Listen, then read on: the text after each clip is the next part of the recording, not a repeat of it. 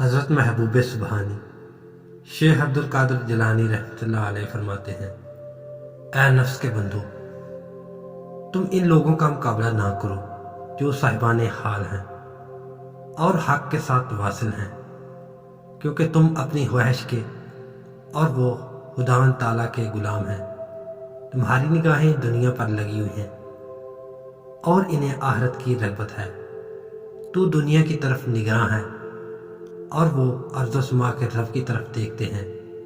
تو مخلوق سے آرام کا طالب ہے، وہ حق تعالیٰ سے۔ تیرا دل اہل زمین سے لگا ہوا ہے اور ان کے قلوب رب العرش سے جڑے ہوئے ہیں۔ تم جس چیز کو دیکھتے ہو اسی کا شکار ہو جاتے ہو، اور واصلان حق وہ ہیں جو اپنے دیکھنے والوں کی طرف متوجہ نہیں ہوتے بلکہ ہر چیز کے خالق کی طرف دیکھتے ہیں جو بظاہر دکھائی نہیں دیتا۔ انہوں نے تو رہائی پا لی اور نجات حاصل کر لی، اور تم خواہشات نفسیانی کے قیدی ہو کر رہ گئے ہو۔ انہوں نے خواہشوں، ارادوں، مرادوں اور حلقت کے پھندوں سے رہائی پا لی اور قرب خداوندی سے فیضیاب ہو گئے۔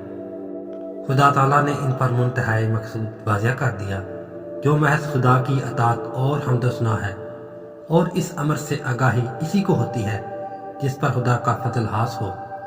انہوں نے حمد باری تعالیٰ اور اطاعت خداوندی کو واجب سمجھا اور اسی کی توفیق سے کسی تکلیف اور مشقت کے بغیر اس میں مصروف رہے۔ اطاعت باری تعالیٰ ان کی غذا بن گئی اور ایسی نعمت و راحت کی صورت اختیار کر گئی گویا وہ بہشت کے باسی ہیں، کیونکہ وہ چیز کو دیکھنے سے پہلے اس کے خالق کے فعل کو دیکھ لیتے ہیں۔ ایسے واصلان حق ہی کے دم سے زمین و آسمان قائم ہیں، اور زندوں کو قرار اور مردوں کو آرام انہی سے ہے۔ اللہ تعالیٰ نے فرش زمین کے قیام کے لیے انہیں میخ کی حیثیت دی۔ ایسے صاحبان حال میں سے ہر ایک پہاڑ کی طرح اپنے مقام پر قائم ہے۔ تم ان لوگوں کی راہوں میں مزاحم نہ ہو بلکہ ایک طرف ہٹ جاؤ، کیونکہ ان کی راہوں میں تو ان کے اسلاف و خلاف بھی رکاوٹ نہ بن سکے۔ یہ ایسے حضرات ہیں کہ انہیں سب لوگوں پر فوقیت دی گئی ہے۔